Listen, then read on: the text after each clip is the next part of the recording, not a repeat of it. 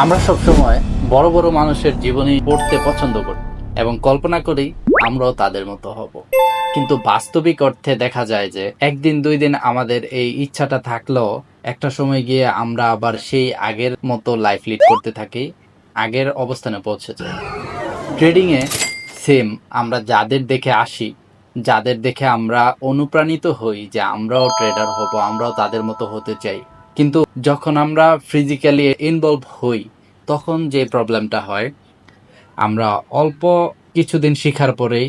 হয়তো একটু প্রফিট করার পরেই অনেক লোভের কারণে আমরা সিগন্যাল টিগনাল ওভার ট্রেডিং করে আমরা এরকম একটা পজিশনে পৌঁছে যাই, নিজের যত অ্যাসেট আছে সব আমরা ডিপোজিট করে ওভার ট্রেডিং এর কারণে অথবা সিগন্যাল নেওয়ার কারণে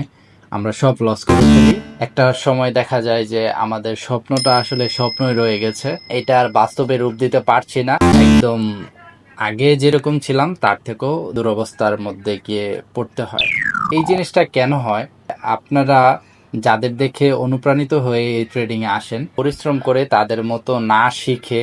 আসার কারণে আমরা সব লস করে ফেলি।